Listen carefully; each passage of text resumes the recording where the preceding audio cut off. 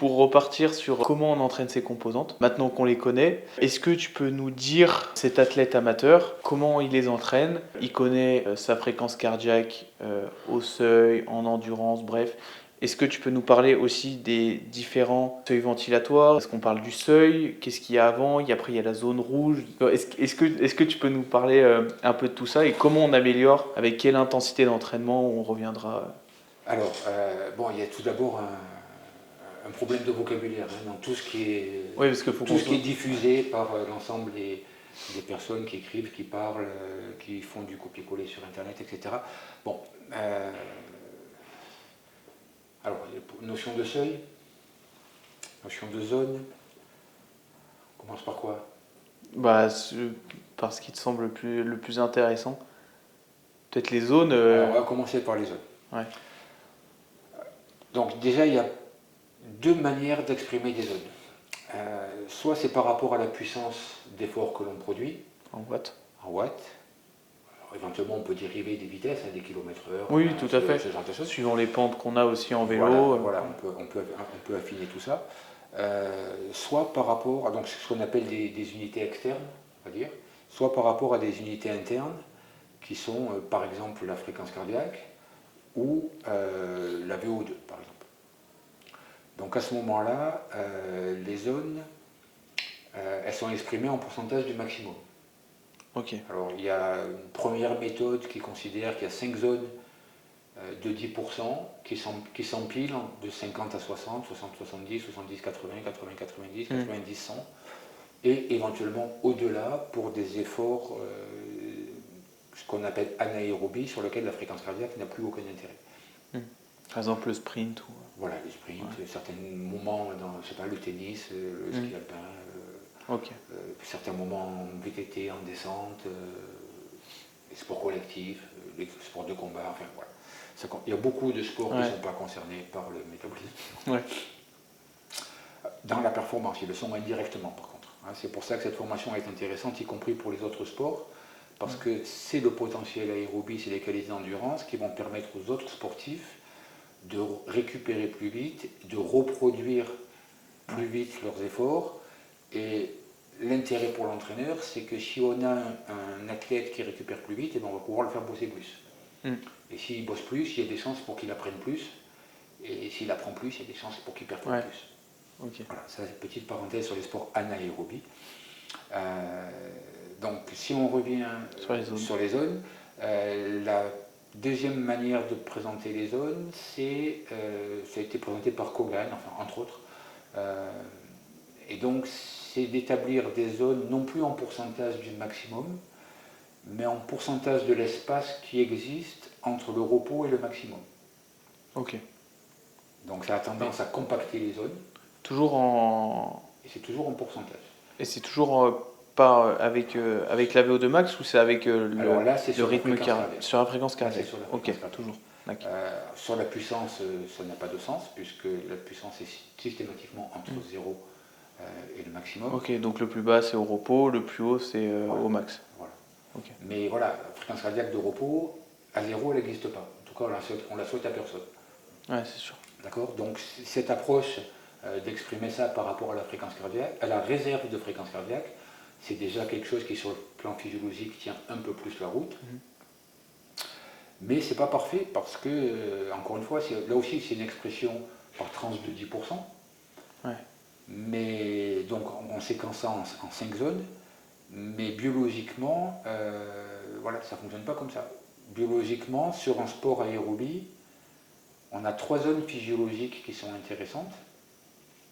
Ok. Et qui correspondent à des phénomènes différents. Est-ce que tu peux les... Alors on a une première zone qui correspond... Je ne vais pas donner de nom, de seuil, parce que selon les laboratoires, selon l'équipement, on va appeler ça un seuil ventilatoire 1, un ventilatoire 2, un seuil musculaire, un seuil métabolique. Tu peux peut-être donner les noms que toi tu donnes. Le contenu en tout cas. Donc moi j'appelle ça des seuils métaboliques. Okay. Le premier seuil métabolique est important. Lorsqu'on fait une évaluation, c'est de définir le seuil d'activité où l'activité aérobie est la plus efficace. Globalement, ça veut dire que c'est le seuil en dessous duquel il ne sert à rien de s'entraîner. Ah ok. Parce que les qualités sont telles que l'entraînement n'apportera rien. Donc c'est-à-dire que cette zone, c'est vraiment la zone où si tu t'entraînes, ça sert à rien. En dessous, ça ne sert à rien. Et quand tu Ah. t'entraînes à cette zone-là, elle ne devient efficace qu'à partir du moment où tu es en situation d'épuisement. C'est-à-dire globalement, Ouais. après 7 ou 8 heures d'entraînement, c'est intéressant. Donc si on prend l'exemple, par exemple, des cyclistes qui, le dimanche matin, amateurs, vont faire leur sortie de 4 heures et pendant 2 heures, ils vont rouloter en disant il faut partir doucement, doucement, doucement, doucement, ben on va dire que globalement, ils auront perdu beaucoup de temps. On reviendra après comment on peut corriger les choses. Tout à fait. Donc s'entraîner trop bas, ce n'est intéressant que lorsqu'on n'a plus les moyens de s'entraîner plus haut. Donc quand on s'est déjà épuisé, c'est ça, c'est que quand on ne peut pas faire mieux, on s'entraîne bas et ça aura un intérêt, mais sinon c'est pas la peine. Deuxième seuil qui est intéressant, c'est le seuil d'équilibre sur lequel on ne va pas rentrer en acidité. Ok. Alors ça s'appelle souvent un seuil VT2 ou un seuil anaérobie. Et donc c'est l'intensité qu'on doit être capable de tenir et sur lequel on ne va pas accumuler de facteurs limitants. Donc c'est un seuil d'équilibre en termes d'acidité. Donc l'organisme est capable de compenser l'acidité qu'il produit au fur et à mesure. Et l'intérêt de ce seuil, c'est que si on y fatigue, on va recruter de plus en plus de fibres qui, au départ, n'auraient pas eu besoin à participer à cet effort, mais qui, du fait de l'intensité, vont devoir s'adapter et se reconstruire de manière à mieux répondre à cette situation. On peut avoir un troisième seuil, alors on pourrait appeler ça, alors certains vont appeler ça VT3. C'est un seuil à partir duquel on accumule de la fatigue et on n'arrivera pas à résister au-delà. Ouais, donc c'est souvent proche du max. Ça se rapproche du max, mais selon les individus, il y a encore de la marge. Ouais. Et c'est le problème. C'est qu'au-delà de cette zone-là, avant d'arriver à une zone où on va stimuler de manière positive des adaptations cardiaques et ventilatoires, on risque de stimuler des adaptations négatives au niveau musculaire. Ok, donc ça veut dire que si on s'entraîne trop dans cette zone, on régresse. On régresse. Donc tous les gens qui disent bah c'est bon, je me suis bien entraîné aujourd'hui, j'ai bien couru, j'ai bien transpiré, je suis bien mort, tu vois, et en fait c'est des gens qui s'entraînent peut-être dans cette zone et du coup qui progressent pas et qui régressent en fait. Alors ils peuvent progresser sur l'aptitude technique à réaliser la performance par exemple, ou la gestion tactique, d'être capable de maintenir cette intensité, de savoir que ben c'est bon, je tiens 20 minutes, mais 25 minutes, je ne tiendrai pas. Voilà. Donc ce genre de choses, il y a toujours un progrès. Par contre, ça peut être au détriment de qualité biologique. Ouais. C'est-à-dire que les métabolismes qui vont lui permettre de performer, on va dire, cette partie de leur entraînement, risquent d'avoir des effets négatifs sur d'autres facteurs qui, pour des efforts plus longs, seraient impliqués. On voit ça sur les cyclistes, par exemple. Ouais. Ils sont moins bons pendant la saison de compétition que pendant la période de préparation. Ah ouais, et c'est dû à... C'est dû à ce que la dimension spécifique de la gestion de la course cycliste devient prioritaire et que donc elle se fait au détriment de qualité. Ok.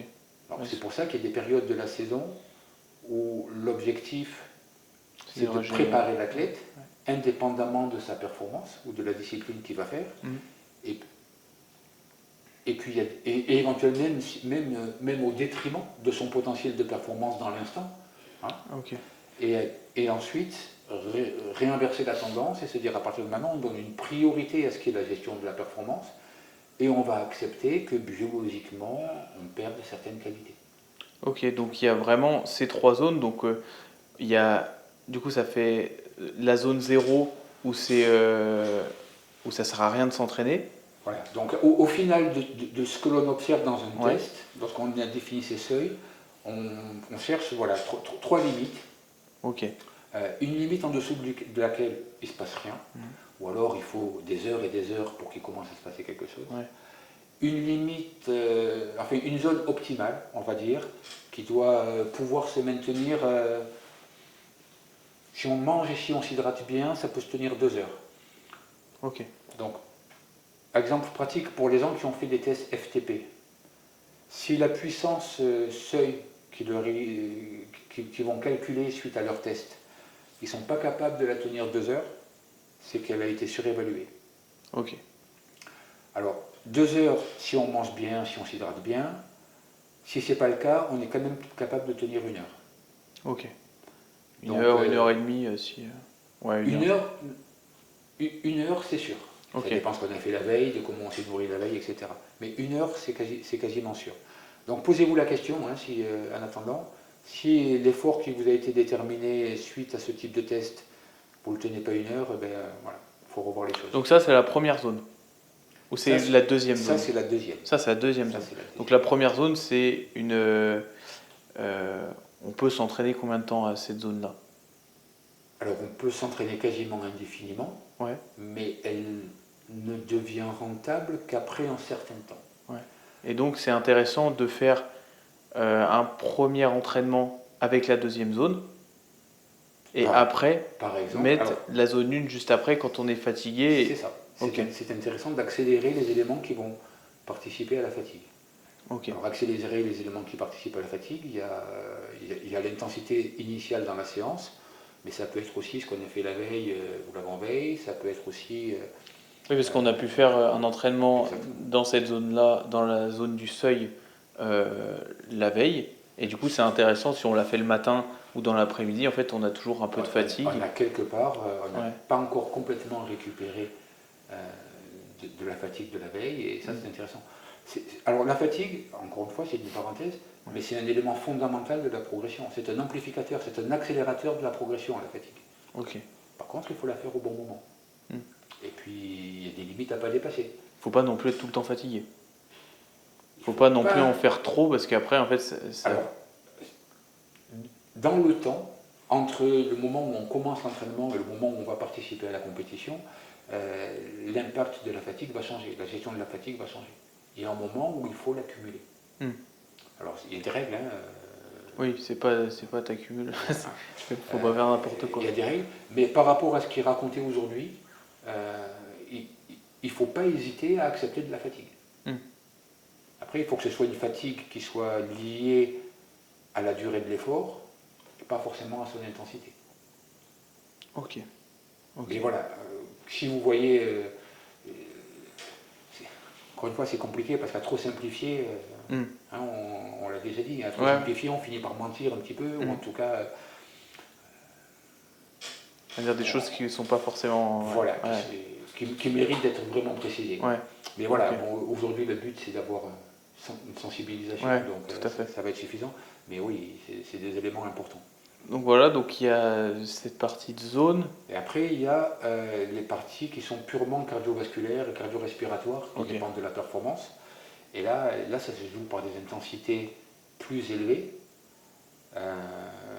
qui créent de fortes sollicitations sur le plan cardiaque et sur le plan ventilatoire, et qui méritent à être entraînées de manière fractionnée, parce que sinon, l'accumulation, ce type d'entraînement se traduit par une accumulation d'acide qui n'est pas forcément souhaitable. Ouais. Et qui pourrait, tout comme lorsqu'on s'entraîne trop fort en endurance, qui pourrait faire régresser, et puis qui pourrait participer à faciliter des blessures, ou en tout cas des sensations pénibles au niveau musculaire ou articulaire. Alors, pardon. Et si on poursuit pour les sports qui ne sont plus des sports d'endurance, on a encore 4 zones d'effort qui sont sur le plan biologique, qui sont importantes. 4 zones en plus de celles que tu... 4 zones en plus, qui sont très espacées. Hein, et au final, si on regarde le spectre de tout ce que le muscle est capable de fournir, on va dire que dans les 100% de l'activité musculaire, on va avoir 7 zones de 2 à 3% de large Ok. Ah ouais, donc c'est sur vraiment... lequel il se passe des ouais. choses qui créent Ok. du progrès. Sur le reste, on progresse dans la discipline, on ne progresse pas forcément dans la, Ok. dans la biologie, dans l'organisme. Ok. Donc c'est pas incompatible. Hein. Ouais, faut L'idéal, jongler entre les deux. l'idéal, c'est soit d'arriver à intégrer dans des zones biologiques les éléments qui participent à la gestion technique ou tactique d'un sport. Mhm. Il faut le faire bien parce que parfois on dénature le sport. Ouais. Voilà, donc ça, il faut, Il faut le faire dans le contexte du sport, dans le toujours. contexte du sport. Ouais. Voilà. J'ai l'exemple, moi, de joueurs de tennis qui voulaient faire entraîner leur activité, leur aptitude cardiaque et ventilatoire par des exercices fractionnés en jouant au tennis. Et au final, ils jouaient un tennis qui n'était pas le tennis. Ouais. Et ils faisaient un entraînement cardiovasculaire qui n'était pas un entraînement cardiovasculaire. Ouais, donc ils faisaient tout mal. Donc, sentiment de gagner du temps, mais pas de gagner d'efficacité. Ouais. Bon, ils s'en sont vite aperçus, hein, ils ont vite fait marche arrière. Hein. Ouais. Et du coup, pour... Donc, voilà, simplement pour ouais. informer le public Ouais, qui tout n'est pas comment dire, très impliqué encore, la notion de spécificité d'un sport, voilà, il y a des moments où il faut être capable de l'oublier. Encore une fois, parce que le cœur, le poumon, le muscle, ils ne savent pas à quel sport ils participent. Ok. Oui, parce que en fait, que tu ailles faire du vélo ou de la course à pied, Ton cœur, il bat de la même manière. ouais, voilà, c'est juste en fait les aptitudes, la technique, Voilà, tout ça. c'est ça, et la perception. C'est-à-dire que, on rentrera dans le détail de la formation, hein, mais une activité musculaire, elle est générée au niveau cérébral par un flux nerveux Ouais. qui va générer des contractions, mais il y a aussi un retour nerveux Ok. Oui. qui analyse ce que l'on fait et qui retransmet au cerveau un ensemble d'informations Ouais. qui fait qu'on trouve que pédaler, c'est pas la même sensation que courir. C'est vrai, mais la cellule qui se contracte, elle fonctionne exactement de la même manière. Et le cœur et le poumon, etc., vont fonctionner exactement de la même manière. On n'en a pas une même perception. Ok. Et pour quelqu'un qui veut finir un Ironman, je sais pas, peut-être en moins de 12 heures, c'est quel type d'entraînement il doit faire, tu vois, comment il doit construire un peu son plan d'entraînement. Parce que là on va vraiment donner des grandes lignes, parce que comme on a dit avant, faut individualiser. C'est ça. Et c'est important, mais là on peut donner peut-être des lignes directrices, des... Alors, la question c'est, en fait, excuse-moi, plutôt la réponse, Ouais. Hein, ça correspond à ce que l'on peut appeler aujourd'hui la prescription d'exercice. Alors c'est un terme qui reste dans les revues scientifiques, hein, dans les revues médicales un petit peu. Globalement, c'est comment organiser l'entraînement pour générer des adaptations qui vont permettre du progrès. Ok. Il faut avoir à l'esprit que c'est le même principe, et c'est pour ça que ça s'appelle prescription, c'est le même principe que la prescription d'un médicament. La posologie, tout ça, ouais. Il y a un principe actif, et dans l'entraînement, le principe actif, c'est l'intensité de l'effort. Okay. Donc ces fameuses zones. Ces fameuses zones. Et ces fameuses interzones où soit il ne se passe rien, ouais. Soit tu régresses. soit il se passe des choses qui ne sont pas celles qu'on souhaite. D'accord ? Donc voilà, donc ça c'est la notion de principe actif. Après, il y a une notion de dosage. Quand on s'entraîne 1 heure, ce n'est pas la même chose lorsqu'on s'entraîne 3 heures. Il y a une notion de posologie. Quand on s'entraîne en continu, en faisant une prise, c'est pas la même chose que si on fait plusieurs séquences d'entraînement avec des récupérations, avec etc. des pauses et tout. Ouais. Voilà, donc on retrouve là. Et puis après, il y a une notion de durée de traitement. Au bout de X mois, on aura plus d'effet qu'au bout de X semaines. Donc tout ça, ça rentre en jeu. Alors, pour conseiller quelqu'un, la première étape, c'est à partir du moment où c'est décidé, il faut commencer. Il ne faut pas se dire j'attends d'être à moins de 10 semaines pour suivre un plan, j'attends d'être à moins de 15 semaines parce que j'ai vu sur internet qu'ils proposent des plans à 15 semaines. À partir du moment où vous êtes décidé, c'est décidé, on y va, on organise. Okay. Et là, la priorité, c'est commencer à augmenter les volumes d'entraînement. On se trompera rarement. Donc quand tu dis volume d'entraînement, c'est le nombre d'heures. La quantité d'heures que l'on consacre à l'entraînement. Pas forcément, dans un premier temps, c'est le nombre d'heures et après l'intensité. Dans un premier temps, c'est le nombre d'heures. Ok. Donc tu augmentes souvent de combien suivant le. Ah, bah, Est-ce que tu fais en termes de pourcentage ou c'est beaucoup plus compliqué que ça? Par exemple, nous. Déjà,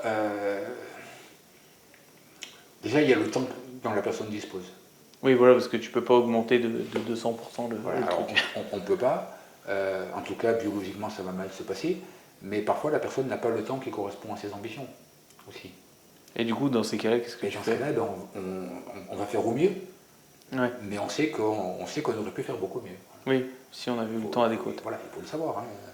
Donc il va falloir respecter les limites de l'individu. C'est-à-dire que quelle que soit la rigueur de la méthodologie, la précision des données que l'on va avoir, il y a un moment où il y a un individu qui est sur le terrain, qui a une activité, qui a une vie, qui a des contraintes, et on est obligé de les respecter. Ouais. Il Donc, faut faire avec ça. Donc il faut les anticiper, et puis il faut les corriger quand on peut. On ne peut pas tout le temps. Ouais. On ne peut pas tout le temps. Donc voilà, et au final, on essaye de faire au mieux pour atteindre l'objectif. Sera la conséquence du cheminement. Ok. Voilà, il faut faire avec. Il faut faire avec toutes les contraintes et en fait construire le plan d'entraînement en fonction du nombre d'heures qu'il a et de tout ça. C'est ça. Alors les limites, aujourd'hui, par exemple, si les athlètes à très haut niveau, les professionnels qui n'ont que ça à faire, les limites, elles sont sociales. Oui, c'est juste qu'après tu vois plus personne. C'est ça. Ouais. Mais ça peut être aussi pour les amateurs. Parce que si tu fais beaucoup d'heures, on peut prendre quelqu'un qui a un boulot, qui fait 7-8 heures par jour. Après, il doit s'entraîner. Du coup, il n'a pas forcément le temps de s'entraîner beaucoup le soir. Donc, il s'entraîne quand même, il met les petites séances. Et après, en fait, il est obligé de partir le week-end, faire ses 2 grosses séances longues. Et en fait, après, il y a aussi toute la partie, tu vois peut-être pas ta famille, tu prends du temps là-dessus. Il y a toujours une stratégie à concevoir et puis il y a un compromis. Ouais. Et puis en fonction de ce compromis, eh ben, on ajuste la stratégie. Et puis, ouais. C'est une dynamique, hein, on peut pas. Même si on utilise, nous, on utilise des systèmes de calcul hein, pour anticiper tout ça, on est obligé dans les systèmes de calcul de prévoir la correction des erreurs. Ouais. De faire en sorte que, tout en respectant des règles qui ont été apportées par l'expérimentation scientifique, hein. Alors, on ne va pas rentrer dans le détail aujourd'hui, hein, mais le nombre de publications sur les effets de l'exercice, ça se chiffre en dizaines ou en centaines de milliers hein, au niveau expérimental. C'est pas 4 articles. Donc tout en respectant ces règles-là, il faut arriver à corriger et à proposer toujours le compromis acceptable. Et après, dès qu'on a ce plan d'entraînement, en fait, après, il faut aller se confronter au réel, il faut aller s'entraîner. Et en fait, comment on fait pour suivre toutes ces métriques? Donc, par exemple, si on s'entraîne soit en watts, soit en fréquence cardiaque, comment en fait on fait pour suivre tout ça? Est-ce qu'il y a des outils Alors, il y a des outils. Que ce soit pour la fréquence cardiaque ou que ce soit pour la puissance, il y a des outils. Le problème, c'est pas l'outil, c'est savoir bien l'utiliser. Donc, alors il y a eu, je ne sais pas si tu pourras peut-être le mettre en ligne, il y a eu un podcast là, il y a quelques années, peut-être maintenant. On m'avait interrogé justement sur l'utilisation de ces outils technologiques. Il faudra le retrouver et puis je le mettrai à l'entraînement. Donc voilà, il faut être vigilant par rapport à ça.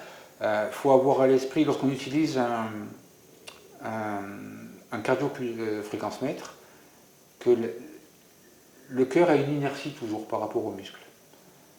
Donc il faut se dire que si on veut croire à ce que l'on lit sur le pulse-mètre, il faut au moins être stable en intensité, en tout cas avoir la sensation d'être stable en intensité depuis au moins 1 minute.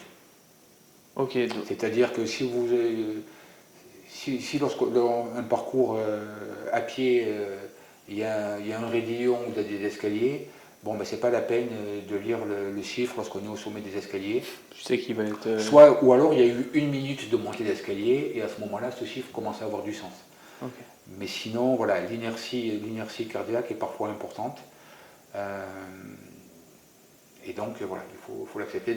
D'ailleurs, tous les sportifs qui ont déjà un pulse-mètre, qui ont regardé, et on peut s'en apercevoir que, par exemple, lorsqu'on fait des entraînements fractionnés, souvent la fréquence cardiaque maximale est atteinte pendant la phase de récupération. Ouais, quand t'es arrêté. C'est-à-dire quand le muscle, lui, ne fait rien, c'est à ce moment-là que le cœur atteint son plus haut niveau. Donc voilà, il y a des inerties, il faut les accepter, il faut savoir les utiliser. Sur le plan cardiaque, ouais, il faut au moins 1 minute de stabilité, enfin avoir le sentiment que l'effort que l'on fait est stable pour commencer à croire à Ouais, donc la fréquence c'est un cardiaque. compromis entre le ressenti Ouais. et les valeurs et Ouais. les données Ouais. qu'il y a sur la montre. C'est ça. Et il faut utiliser les données uniquement comme étant un élément de confirmation du ressenti. Parce que le ressenti, lui, il est très réactif. Oui. Musculairement, on va sentir très vite le fait d'avoir changé des choses. Le pulse-mètre ne réagira pas suffisamment vite.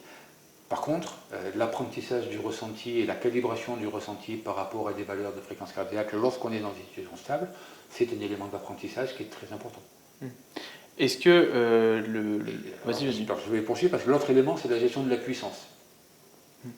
Et la gestion de la puissance, on a des problèmes de technologie dans les capteurs. Alors je parle des capteurs de vélo par exemple. Ouais, les pédales par exemple, ou les pédales c'est le plus fiable, non? Voilà, que ce soit les pédales, que ce soit enfin, l'ensemble des capteurs de puissance qu'on a sur un vélo. Il y a beaucoup de bruit. Enfin, ce qu'on appelle de bruit, c'est la perturbation électronique. Il y a beaucoup de bruit dans les capteurs et puis dans du bruit entre guillemets induit par l'activité. La route, selon laquelle le parcours, les matériaux, enfin tout ça, ça participe à générer du bruit et le capteur il fait au mieux par rapport à cet environnement. Donc voilà, là aussi il faut être capable un petit peu de relativiser les choses. L'intérêt du capteur, c'est que lui, on peut avoir une expression beaucoup plus rapide, on n'a pas besoin d'1 minute c'est presque de instantané. stabilité. Alors, théoriquement, c'est instantané. Maintenant, si on veut avoir des valeurs quand même qui soient crédibles, moi je pense qu'il faut se donner petit retour à 10 secondes, c'est bien. Ok. Oui, il faut quand même attendre un peu de temps parce que c'est pas toujours. Parce que voilà, tout ce bruit, il faut le laisser. Essaye un jour de rouler avec un affichage instantané de ta puissance. Nous, lorsqu'on avait fait des expérimentations pour tester un ensemble de capteurs, le meilleur capteur, on avait plus ou moins 40% d'erreur à la seconde. Ah oui. Ça fait quand même pas mal, 40%. Ça commence à faire beaucoup. Ouais. Alors 40% en positif, 40% en négatif. Oui. Au final, on a une moyenne qui est une moyenne. Et puis lorsqu'on fait une sortie sur 3 heures, très probablement, la mesure moyenne de la puissance sur les 3 heures, elle est significative. Mais à la seconde, la valeur est très différente. Donc voilà, à la dizaine de secondes, l'expérience avec les athlètes et avec les cyclistes, c'est que globalement, à 10 secondes, ça leur est facile de se dire j'ai accéléré ou j'ai ralenti.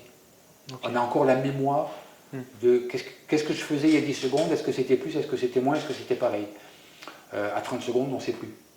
En tout cas, les gens avec qui nous on a fait des essais, à 30 secondes, ils étaient incapables de reproduire le même effort. Okay. Donc voilà, ça c'était compliqué. Quand on court, donc le GPS, il ne faut pas trop y croire, sauf... le GPS, quand tu parles du GPS, la précision de la vitesse du GPS. Ok, d'accord. Ouais, par exemple sur Strava, sur les montres Garmin, tout ça. Alors, Strava fait des analyses en retour. Et là, c'est déjà un peu plus intéressant. D'ailleurs, Strava fait même des calculs de puissance, il me semble, a posteriori, à partir des vitesses et de l'environnement, etc. Il faut peut-être payer le premium pour avoir la vitesse. Peut-être. Nous, on a la vitesse moyenne. Là, c'est intéressant. Par contre, c'est trop tard. Oui, parce que sur l'instant T, tu peux. L'instant, tu l'as pas eu. Ouais, tu analyses en fait a posteriori, mais sur l'instant T, tu peux pas. Tu ne sais pas. Ok. Donc sur l'instant T, le plus simple, c'est... alors il y a des outils pour calculer, en fonction des reliefs par exemple, combien de watts ça représente pour quelqu'un de rouler à 12 km/h dans une pente à 5%, et à 6, et à 7, et à 8. Ouais, ok. Et comme ça, il suffit de repérer, d'apprendre à peu près les intensités qui conviennent à la personne, et avec un compteur de vitesse, si possible compteur et pas GPS, et on va arriver à gérer un peu mieux l'intensité. Donc ça, c'est Ok. une solution. Donc ça, toi, tu conseilles quoi pour tout ce qui est entraînement quel capteur, tu vois, qu'est-ce que tu conseilles? Est-ce que tu conseilles plus au ressenti, tu vois, si... Moi, je conseille d'utiliser... Alors, si c'est un capteur de fréquence cardiaque, c'est d'apprendre à bien l'utiliser, et le corréler avec de corréler avec le ressenti. Ok. Et de se focaliser sur le ressenti, d'utiliser le capteur comme étant un outil d'apprentissage du ressenti. Ok. Si c'est un capteur de puissance, c'est à peu près la même chose, parce qu'au final, en situation, c'est compliqué de gérer complètement son effort au capteur. Alors il y en a qui le font, ou qui l'ont fait en tout cas de manière spectaculaire, mais je pense que d'autres continuent à le faire de manière spectaculaire. Mais tant qu'on n'est pas au niveau des professionnels, clarifier le ressenti, c'est à mon sens le meilleur outil. Ok, donc Par contre, ça s'apprend, il faut l'apprendre. Donc au niveau des sensations musculaires, au niveau du souffle, il y a des tas d'astuces. Moi, j'ai des athlètes qui disent, moi, il faut que j'arrive à compter jusqu'à 12 sans être essoufflé. Ok, c'est leur technique. Compter à haute voix, parce que compter dans la tête, ça ne change pas ta ventilation. Oui, il faut... Et compter à haute voix, ça te fait une phase d'apnée.